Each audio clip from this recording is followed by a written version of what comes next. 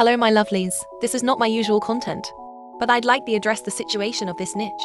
Roblox asymmetrical game Daybreak and my thoughts of the KADE'S situation and the community.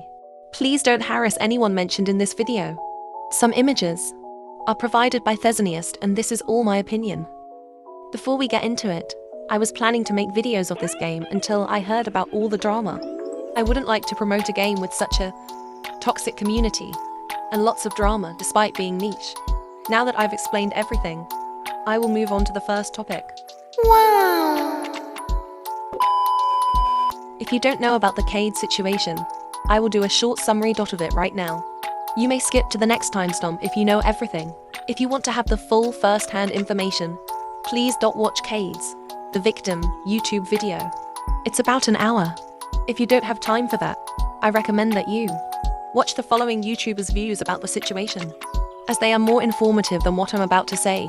You may view it after watching this, and the video links will be in the description.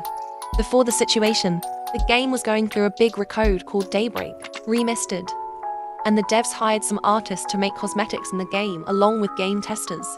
They were then added to this private Discord server. And because the official Daybreak server had went read-only, this was the only indirect line of communication between players and devs. Thank you KADE'S for this info. Because of this server, players were able to communicate with devs by giving feedback to the testers, and the testers would give it to the developers. Before we get into the actual situation, here are 3 people we need to know. KADE, Big Guy Joe and Agosto. KADE owned a friend group server where Agosto and Joe were in. They had a good relationship with Agosto, but didn't talk much to Joe. The most likely reason of this is because Joe said lots of slurs. KADE was then accepted as an artist and tester for the recode. The developers even gave an opportunity for any new testers to join. So KADE invited some friends such as Agosto and Joe, but after 4 hours, Joe will be banned from being a tester. As the devs have gotten proof of his problematic behavior, saying slurs most likely. So KADE blocked Joe, but didn't remove him from the friend group server. A few weeks after Joe's ban, one of the devs reached out to KADE, saying that they are no longer part of the team due to his association with Joe. I'm sorry, but I just find this quite absurd. But this isn't even the full situation. KADE tried to explain and get their position back, but they were removed even after getting removed as a tester and artist. There was so much more.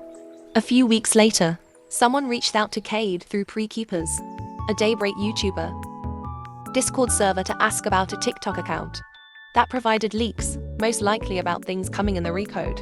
After confirming the leaks were real and coming into the game, KADE forwarded the info to the devs.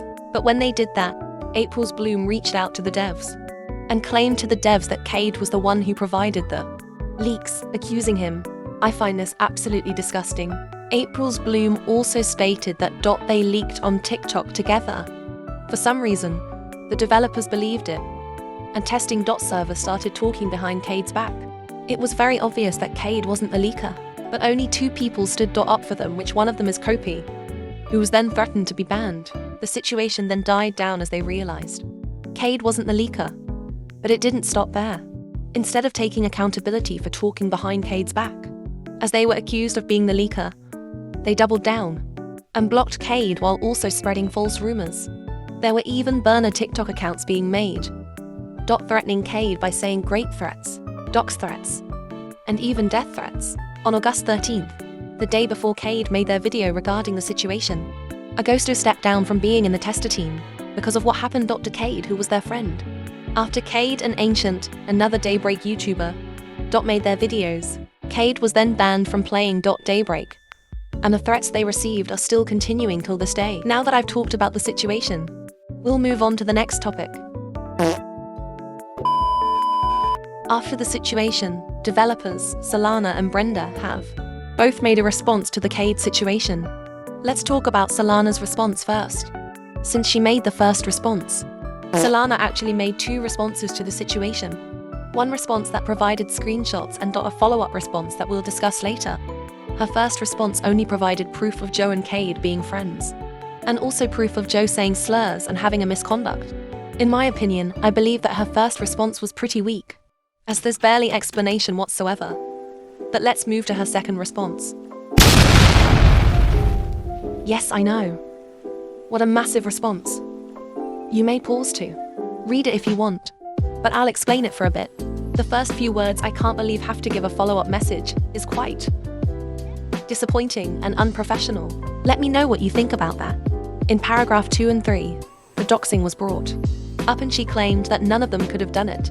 I do agree that none of the devs could have done it, but not so much about the other people in the testing server, especially the people gossiping about KADE there. Plus, I don't really get why she said that half of the team don't even use TikTok and are incapable of making the accounts. Even so, I still don't get her point. A good thing about the response is that in the last few paragraphs, they said they're doing an investigation about the situation, which is a good thing, but damage has been done. Of course, no offense to Solana at all. I only thought that her response was mostly weak. But I'm still glad that her and the other devs are trying to contribute to an investigation. Let's move on to Brenda's response now. Now that's one big response. It's very professional. Let's discuss it. In paragraph 1, Brenda made a good point by saying the leaks shouldn't be much of a bother, and why it is not really possible for a .random member to suddenly make burner accounts. But the thing is, it's still possible for a member to do it, as someone could act like they didn't care, but actually do care about it.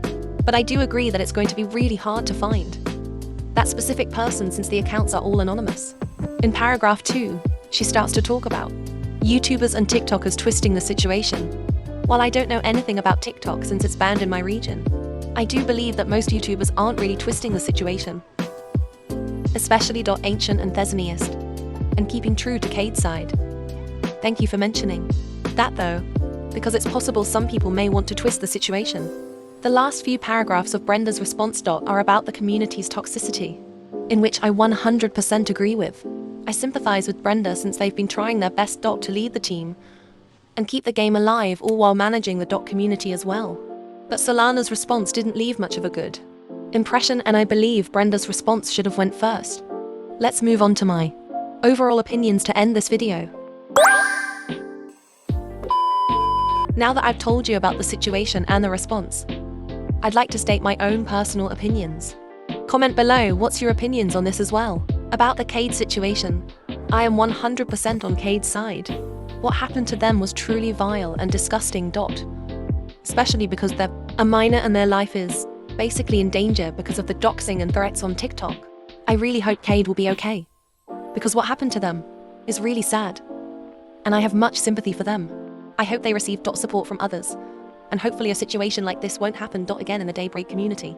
This may be impossible, but I really hope the person who made those burner accounts and the person who accused them acknowledge their actions and take accountability, since it's truly unacceptable. And honestly, the reasons that this happened to KADE'S, something I disagree with. Just because they were connected to a problematic person doesn't mean they're bad neither. So I don't really get the reasons of taking them out. This is entirely my opinion. Don't attack me. As for the responses for the developers, I think Solana's response wasn't that professional, but Brenda's response was pretty solid. Even so, I hope they contribute more to not let stuff like this happen again. And if development does stop because of more toxicity, I completely sympathize with Brenda. As for myself, I really think Daybreak is a good and niche game, and I would love to make content for it to promote more of it. But if more drama like this continues, I'm afraid I'm not able to do that unless something changes. As for the community, I do believe some of the community is toxic, as I've played Daybreak since their second version, Daybreak 2, the last update before the recode. I have encountered multiple toxic people during my rounds. But I'm not saying they're entirely toxic, as I met some pretty good YouTubers and joined their streams such as Ancient, Theseneist and Chaotic Fox. If you've been watching the video up to here, would you mind giving me a sub and your opinions on the situation? I'd really appreciate it. Anyway, I'm planning to make a video regarding the new Daybreak update, if there's any changes on the situation. So I really hope something changes. This is going to be the end of my first rant video. I hope you enjoyed.